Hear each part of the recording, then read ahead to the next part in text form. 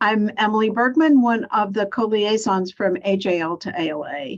I'm joined by Sean Boyle, AJL Vice President and a member of the AJL Board, and my current co-liaison, Sally Stiglitz, and current President, Michelle.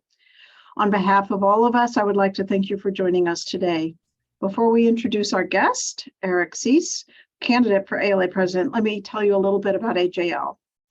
In 1946, the Jewish Librarians Association was founded and composed of academic, archival, and research institutions. The Jewish Library Association, founded in 1962, emphasized work of synagogue, school, and community center libraries. These two associations merged in 1966 as the Association of Jewish Libraries. In 2010, AJL became an affiliate of the American Library Association and is currently one of the 7 ethnic affiliates. Today, AJL is the leading authority on Judaic librarianship and a vibrant, volunteer-run, nonprofit professional organization that fosters access to information and research in all forms of media relating to all things Jewish. The association promotes Jewish literacy and scholarship and provides a community for peer support and professional development. Our president is Michelle Margolis. Would you like to say a few words? Sure. I just wanted to welcome everybody, and thank you, Eric, for taking the time to join us.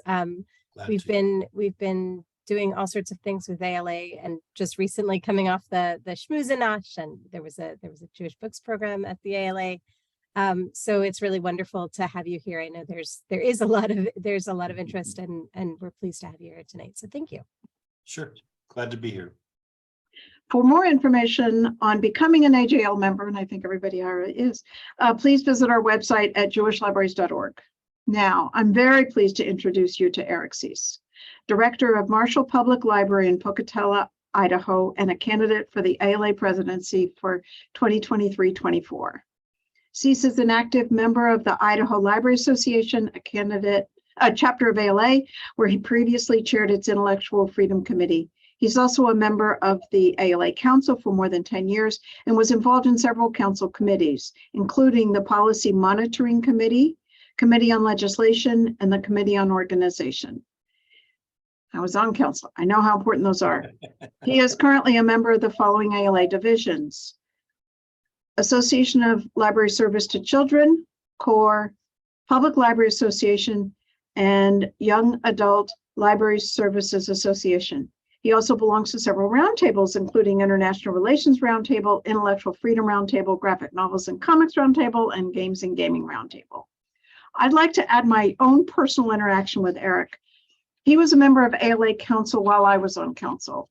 There are 2 extra evening meetings for anyone to attend to discuss council issues. Not everybody came, but Eric was there. I just got back from ALA Midwinter meeting, now called Live Learn X. And AJL sponsored a very fun and successful Schmooze and Nosh at Cafe Du Monde for coffee and beignets. And Eric joined us there. Welcome, Eric. Thank you. Very, very glad to be here. Appreciate the invitation. So why did you decide to run for ALA president? Well, you know, I don't think I intended to intentionally, if you will. Nominating committee came asking if I would consider it. And, you know, LA is really, membership in ALA and my involvement in ALA is really about service.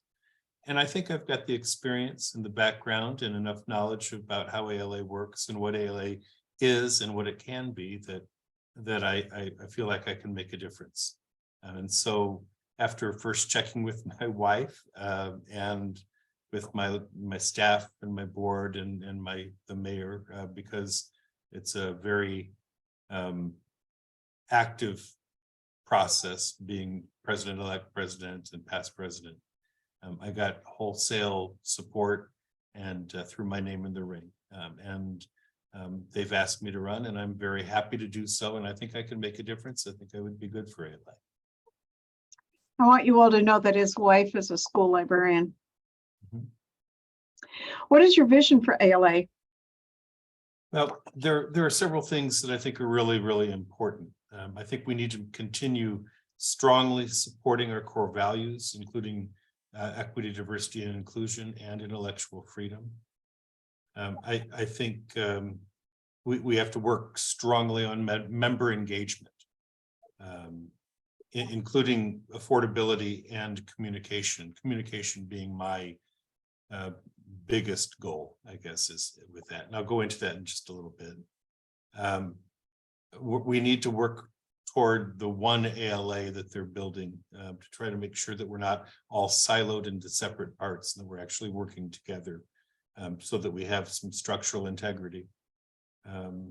We have to fight censorship and fight attacks on the variety of different groups that are sort of under fire these days.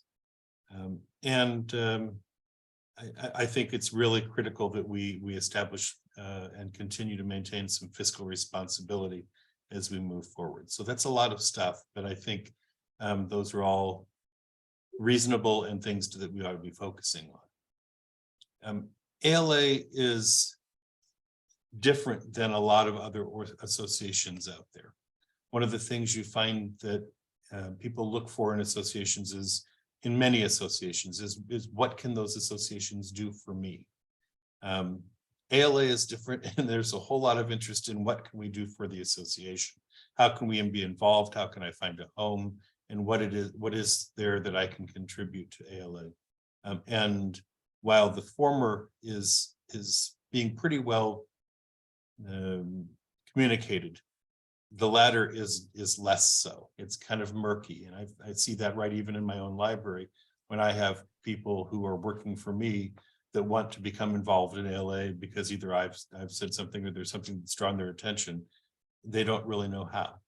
And you know, there's the new members roundtable and other things, but there are ways to be involved and ways to get yourself involved in such a way that you get excited by what you have as an opportunity and you want to spend your time doing that for a long period of time, like I've been blessed to do. I've been involved in ALA for 35 years. I was sat on council for 12 years. I've been a public library director for 27 years. So I've done a few things, and I thoroughly appreciate the role that I've been willing and able to play, and appreciate that I was guided toward professional involvement very early on, and I think it's been very rewarding, and I'd like to be able to push that sense of the rewarding nature of those things forward, and really work on the communication about what ALA can be and how you can be involved and how the average person can make a difference, because it's not entirely clear. And if I'm going to change anything about ALA, I think it's really the communication about what value it adds, but what value members can bring to it. Wow. All right. Where do you see an association like AJL and its members within the broader landscape of ALA? Well, I mean, I think they have, you know, you said the ethnic affiliates and things, and some of them are very well known and very active. But you know, even as we talked about at the meeting this weekend, when we had the sunrise service, AJL was kind of left out until you presented yourself and said, you know, and please include us. That needs to be done. I think people need to pay attention to everything that's part of ALA. AJL needs to have probably a bigger role and a more active role. And that's not just AJL's fault, if you will. ALA needs to be paying attention. And I think I would be strongly in support of giving AJL the same kind of platform that some of the other ethnic affiliates have.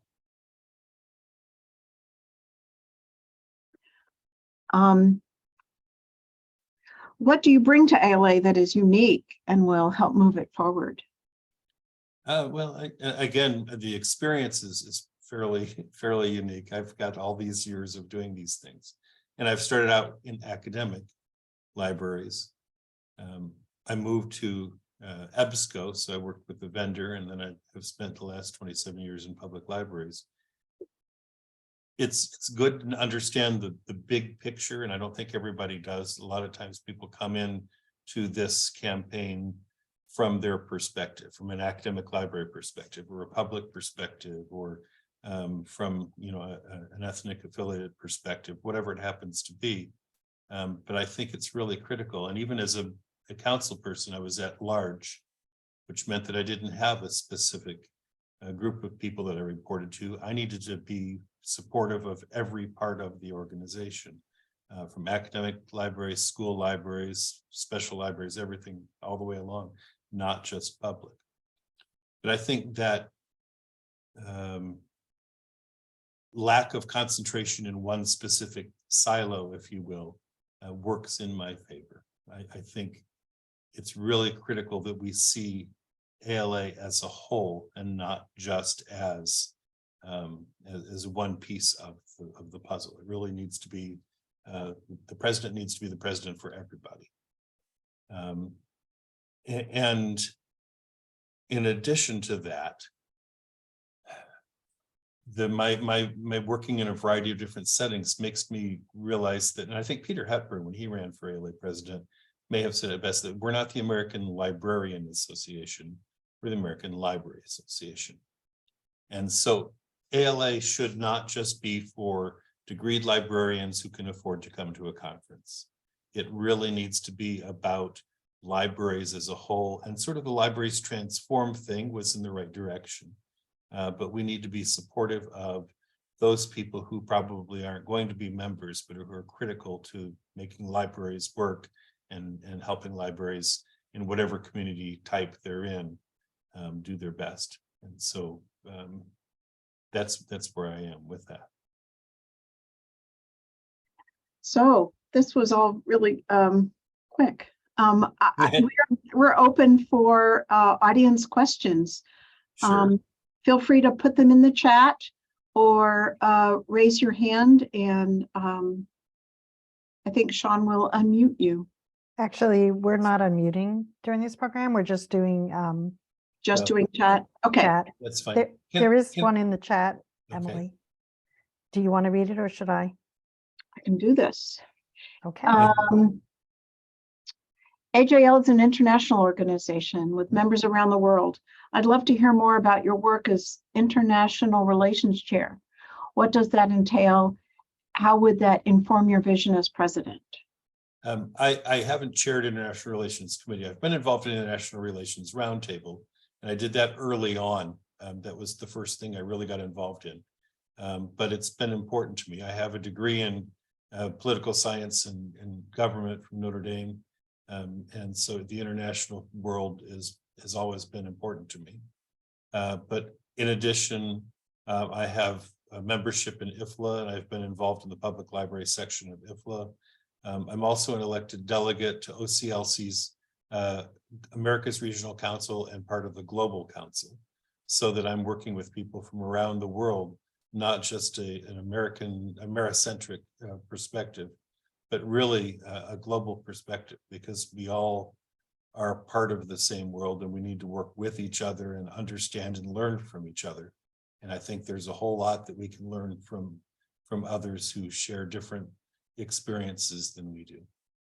And so again, my whole scholarly career, if you will, has been one of understanding and being interested in not just the American experience, but an international one as well.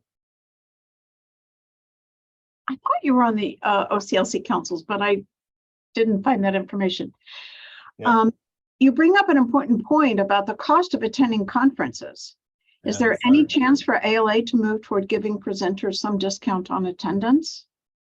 I don't know that. I haven't heard anything specific about that, but the cost prohibitiveness of that is why a midwinter got changed. It's not, that LibLearnX is not midwinter. And the reason is that right now, midwinter used to be only meetings and no programs. But at this point with COVID and with all of our Zoom meetings and things, it didn't make sense to bring all sorts of people together, make them spend all the money to come to a midwinter conference where they're just going to go to meetings. We do that like we are doing this here, very easily and very effectively. And so ALA, I think intelligently, reimagined what the conference could be, because it didn't make sense to change that. the financial picture, the financial model has to change with technology and with the times. And I think more and more hybrid meetings will be a thing of the future. They already exist now. The council meetings this weekend were held with a hybrid mode, and I think almost 40 council members came in via hybrid, via Zoom or whatever, via virtual. So that makes more sense, and I think saving people money makes sense. I don't know about discounts for presenters and things. I haven't heard anything specific mentioned of that. That's certainly something I can play with, but I just don't know what their plans are.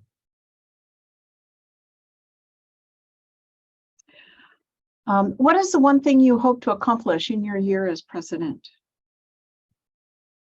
Well, I hope to work on communication most. There are all the things like book challenges, which we in fact have a group that has approached us over the last couple of weeks. It's going to be a challenge.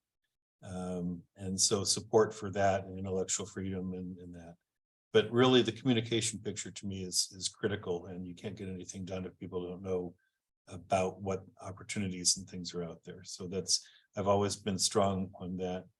I think again, the unified team approach, I don't do anything here just by fiat as I run my library. It's always taking into account all the information you can get from people and try to work together as a team, because you get better results that way. And while I'm willing to, make the decisions I need to make when when it's time, I really prefer as often as possible to work as a team and try to communicate with others and get the best results possible by collaboration. I think another thing that I do when I'm at work here and in my role as a library director is really to treat people like people first and then employees. Excuse me. My father was a General Motors executive, and he ended up being financial head of an entire GM division. But he always stressed the importance of working with people as people first, and not just as numbers or as employees. And I cannot run this library any other way. I care about the people that work for me. I think the same thing needs to go through with the membership, that we don't see them simply as numbers. We have 50,000 members. Well, that's 50,000 individual people that bring different things to the organization. I have trouble looking at people as a whole. I would rather know some stories and know more about the people that are involved, so that we can make better decisions and we can work more collaboratively together. I'm strongly interested in the community approach to things. I mean, I do, we've talked about it, but I've done theater. I've done theater for almost 50 years. And it really is about working together to create success and to guide each other that way. And I as I direct a show, I know that some people need to be carefully guided through the process, and other people I can just let go and say, just do your thing. And I think understanding that about people and finding strengths that are out there and where people can use some support, to understand that is really a critical thing. And I have trouble looking at the numbers and just saying it's a mass of people. I think I see a lot of individuals, and I think that helps to create the proper attitude.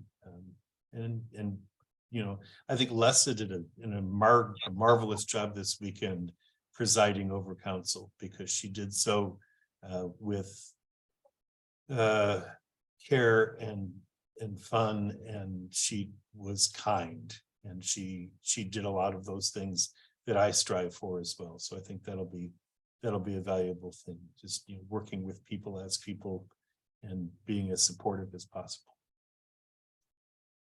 I want to follow up. I mean, this isn't in the chat, but I wanted to follow up. You mentioned communication many times. Mm-hmm. So I think it would help to know how that might happen and what you have in mind.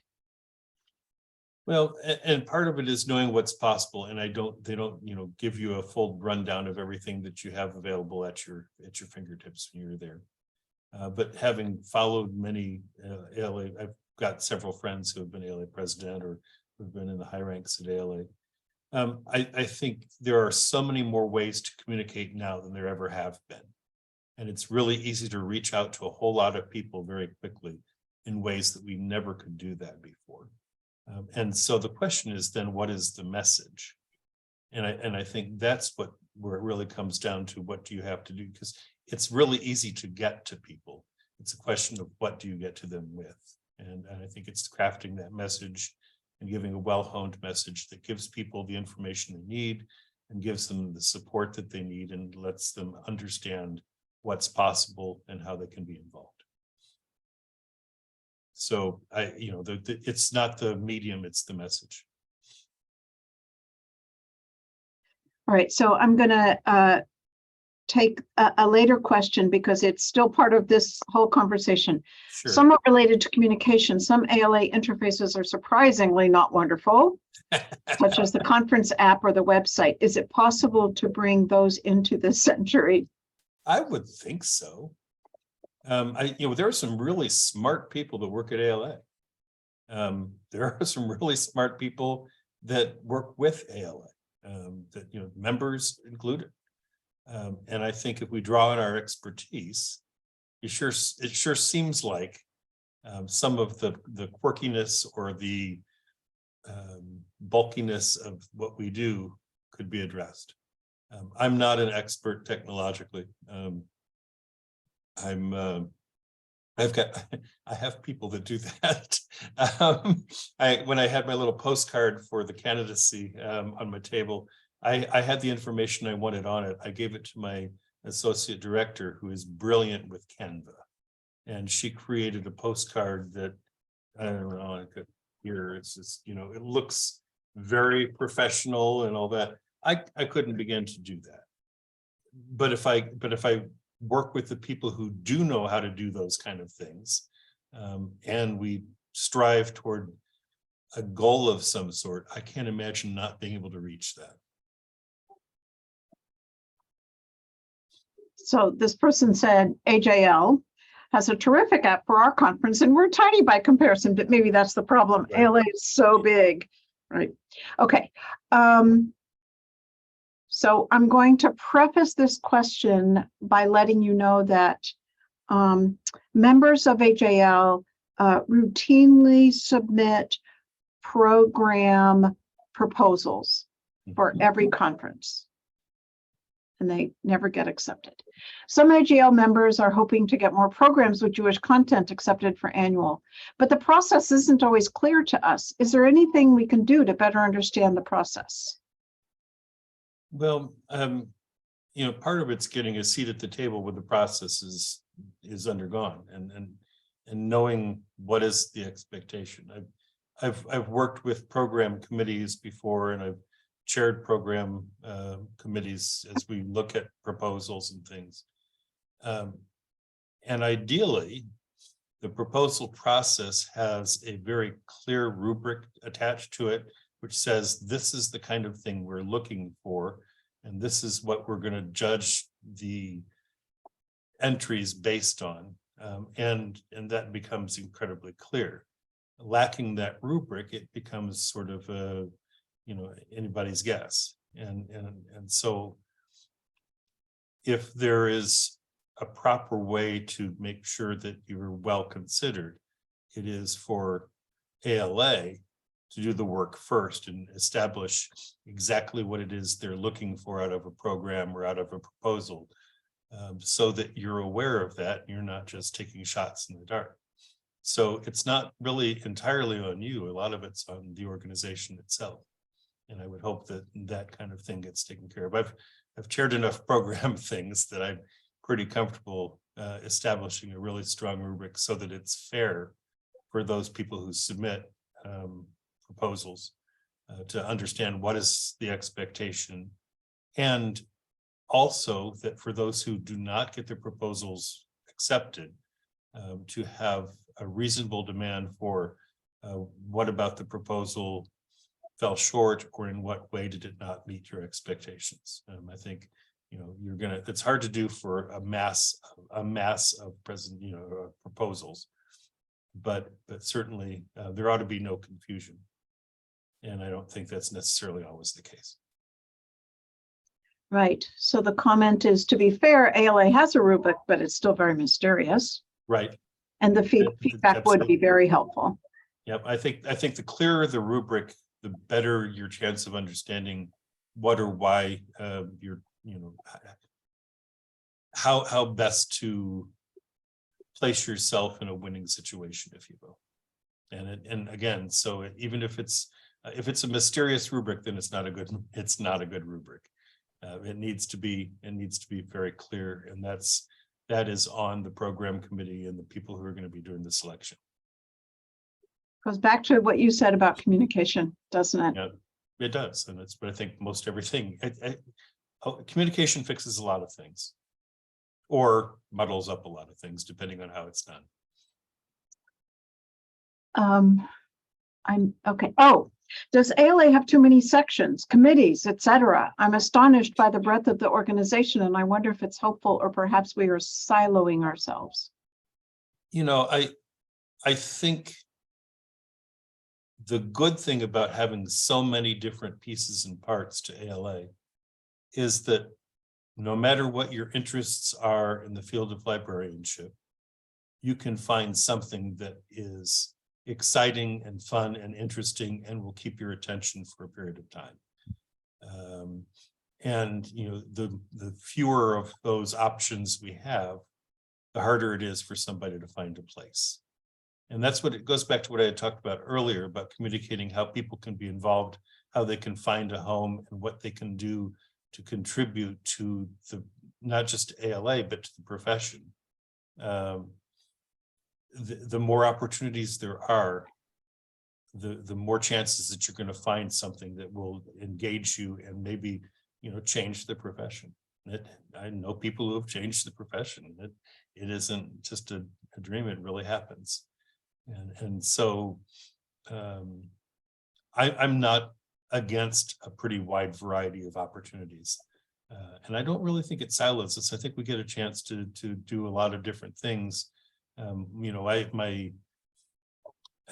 My management assistant who has got her library degree, we paid for her library degree here, and then she moved on to be director of another library close by. But I got her involved in ALA, and she's on some technical committees, I think CORE, a committee on metadata, and all these. I would not have any interest whatsoever in doing that, but she is thrilled about it and very excited. And so the more different kinds of things there, the more opportunity for somebody to find a true home and a chance to contribute, not just to ALA, but to the profession.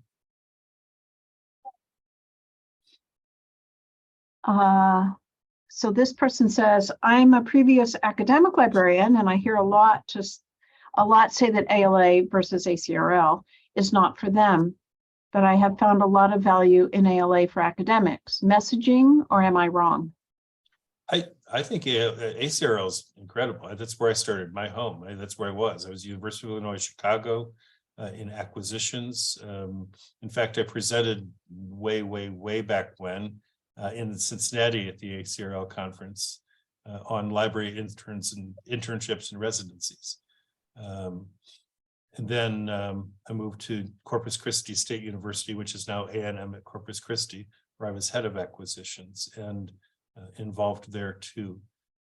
There's all sorts of really amazing things going on at the academic library level, and ALA is really there. I see it even with OCLC. When I'm involved in OCLC, they're very heavily academic, and they're doing some incredible things. So academic professional involvement is thriving, and is a really good place to camp yourself if that's where your interests lie. Again, I come from a public library background for the last 27 years, but my academic experience has been extremely strong, and I enjoy it people have asked how you move from one to the next, and the answer is it's mostly the concepts are pretty similar, but the libraries are different. The level of conversation in an academic library is very different than the level of conversation in a public library, and again, very different from a school library. But we're all trying to do the same things essentially, and they're all extremely valuable, and we need to be feeding off each other so that we're not only one or the other, that we're actually working all together. And I see that when our school system almost 11 years ago eliminated their certified school librarians, except one at the high school level. And we see that in them coming into the library without really knowing how to use it. The university library here, Idaho State University in our town, sees it when they get to the university library and have no idea how to use that. And so we're all part of the same challenges and the same thing. And we work with each other. And the more we spend time understanding each other, the better we can create a better library world. Yes, but all these, so the divisions have their own conferences. Yeah. How do you see that affecting things like ALA Annual? Is it still worthwhile for, say, academics to go to ALA Annual? Oh, I see what you're saying. Okay. Yeah. I mean, I think it depends on what you're trying to get out of it. If you're ACRL, the conference, conferences for those things, it's really especially good for presenting, I think, and for getting things that are tailored straight to you. If that's what you're looking, if you're really looking for primarily material that fits into your area of interest academically, or if you're PLA and you really only, if you want to go to PLA because that's your focus, does it make sense to go to ALA? Well, it does if you see it as a more cohesive thing. And I think ACRL is an outstanding place, a conference, if you want to get academic content. But if you want to get professional content in general, then ACRL is not going to necessarily be the place. ALA really has a lot to offer that includes, dealing with core values, dealing with professional ethics, dealing with things that are still very important to an academic library, but probably not as highly represented at the more tailored conferences. So Eric, I don't know if that made any sense or not, but to me it did. Yeah. Yes, I see what you mean. So what are you reading? What am I reading? Well, I just finished reading Brandon Sanderson's new book, Tress of the Emerald Sea. He wrote it while he was doing COVID. He wrote 4 novels secretly while nobody knew anything about it, and then he published them through a Kickstarter. They're going to be coming out, all 4 of them coming out this year. It's a marvelous book if you like some really fun fiction. I also just finished A Gentleman in Moscow, which is not new, but I loved that book. I was very, very taken by it. And then currently, of all things, I've got a poster with 100 books that you should read, 100 essential books or whatever. And, I don't know, they're all following exactly that, or it's the list, it's the comprehensive list of that.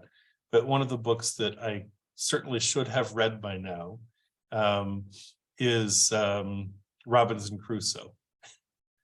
It's silly, but I know the story, I know the characters, I know what, but I've never read it. And so I'm actually in the middle of reading that. I tend to read more fiction than nonfiction. What are you most proud of accomplishing as a librarian? Well, I'm just, I'll say 2 different answers for that. Number one, I'm really proud to have had an opportunity to do so many things professionally through ALA and through state library associations and through other professional things. I've accomplished more than I ever thought I would. This run for the presidency is not something that I have needed, but I'm certainly willing to serve in that capacity. And so it's just being involved professionally, I think, to me has been absolutely wonderful. Specifically, I managed to start a library from scratch, a public library from scratch, at a community that had never had their own public library. And they had always used local libraries from other neighboring communities. And so using the golf course banquet facility that was available to them, I started a library up with from the ground up, wrote the policies and hired the staff and filled the shelves and did all those things with a lot of help. But creating a library from scratch is not something people don't really get an opportunity to do very often. And so having that opportunity was great.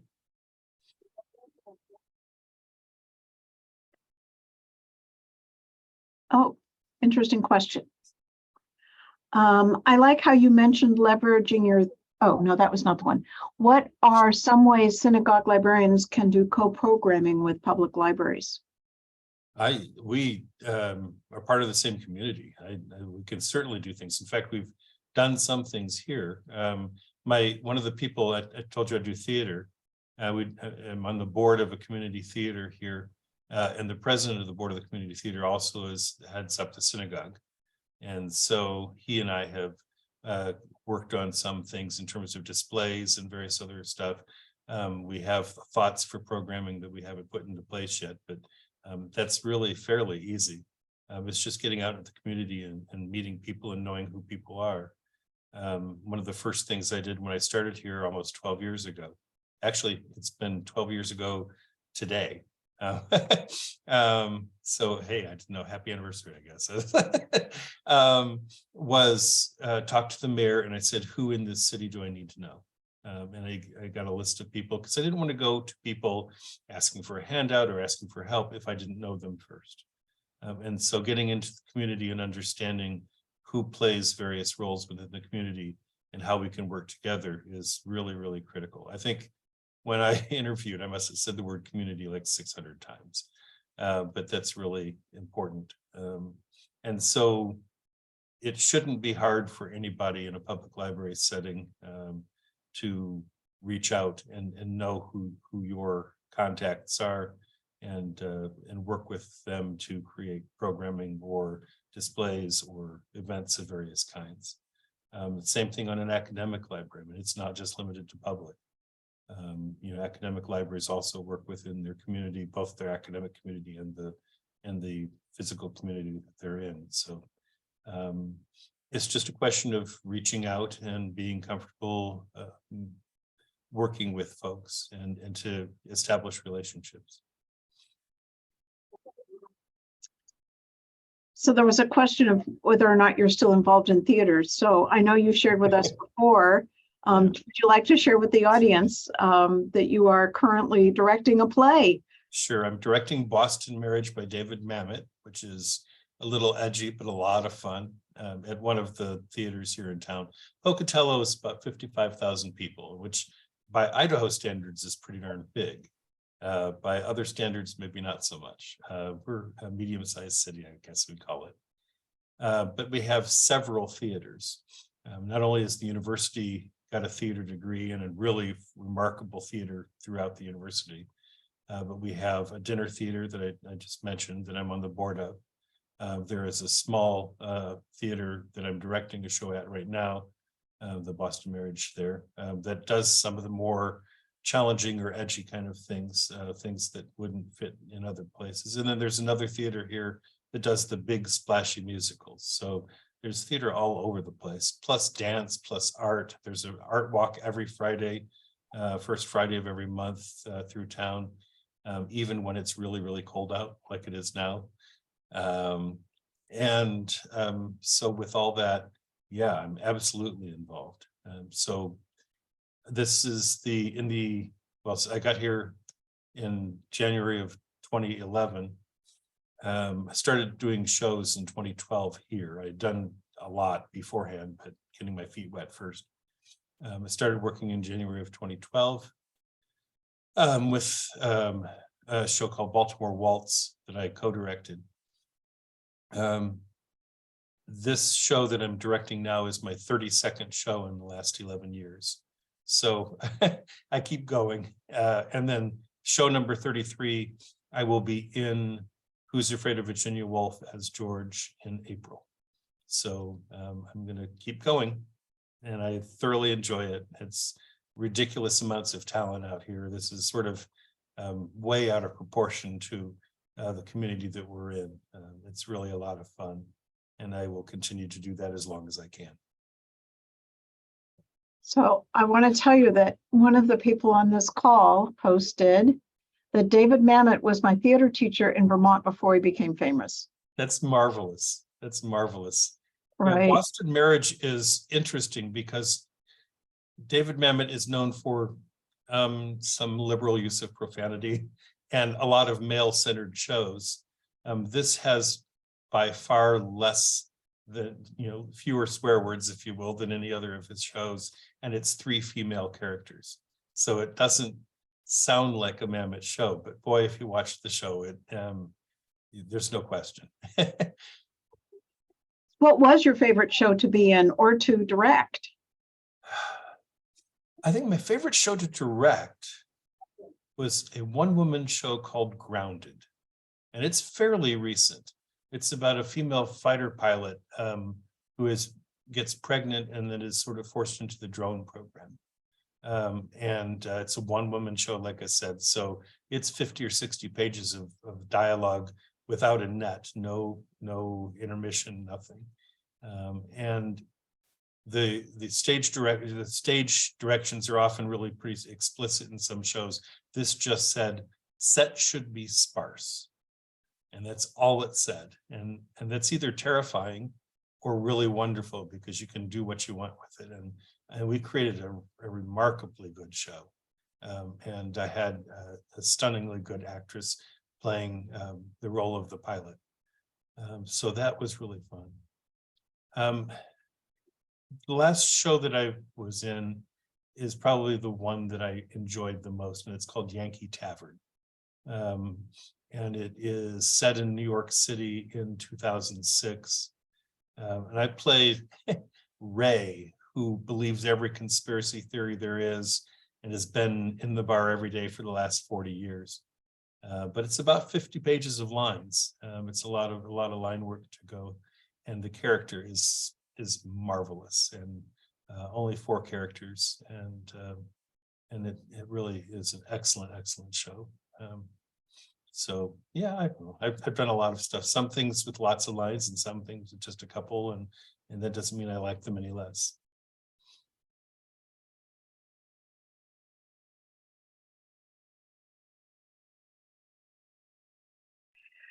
So when we're in Chicago, we'll have another schmooze. I hope you join us. The place and the food, of course, is to be determined. Sure, I would love to. I had a lot of fun in New Orleans, so I appreciate the invitation there, and I'm glad that I got a chance to meet some of you in person.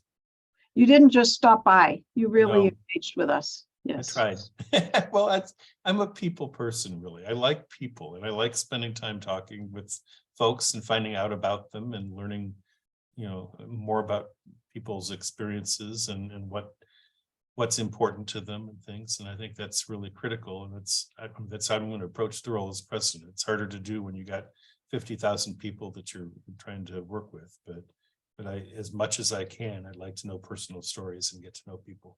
That's how I do my job. I know what's going on, and that's important to the people that work for me. And I will continue to work that way. Are there any other audience questions? It's about time for us to close up, I think. All right.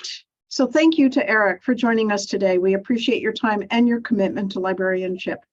I was very glad to be here. I appreciate the invitation, and I look forward to working with you going forward. I would like to invite you all to join us for a companion event. AJL Presents, a conversation with Cindy Hole, candidate for ALA president, on February 15th. Registration can be found on the ALA website under the calendar events, jewishlibraries.org events calendar. Again, thank you, Eric. You're quite welcome.